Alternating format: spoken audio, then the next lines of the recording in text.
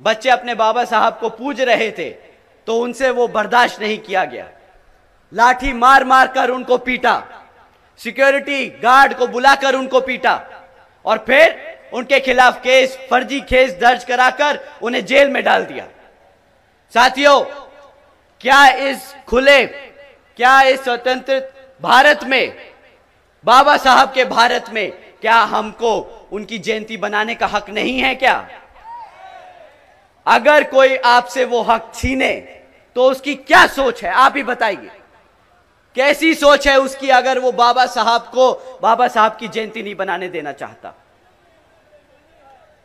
मानवतावादी जो गंदी सोच है इन लोगों की, जो बाबा साहब को नहीं मानते, जो बच्चे बाबा साहब के बारे में पढ़ते हैं, जो उन्हें अपना भगवान मानते हैं, उनके खिलाफ हैं ये लोग।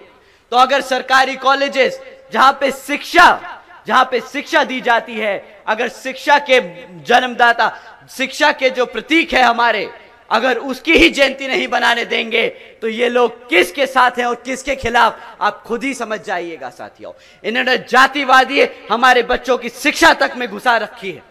ये चाहते नहीं कि हमारे बच्चे पढ़े, हमारे इतिहास के बारे में जाने। आप जानते हैं ना वो बड़े बुजुर्ग क्या कहते हैं?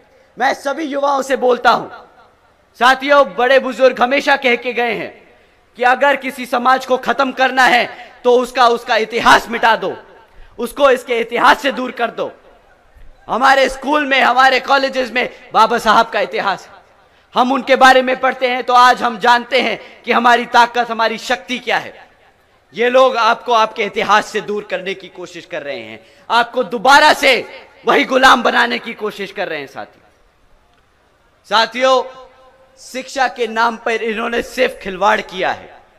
तो जब ये शिक्षा का मुद्दा उठाना हो तो बताइएगा कि जब तुमने हमारे बच्चों को बाबा साहब की जयंती नहीं बनाने दी, जब तुमने हमारे बच्चों को पढ़ने नहीं दिया सरकारी स्कूलों में, तो किस बात का वोट बनता है तुम्हारा?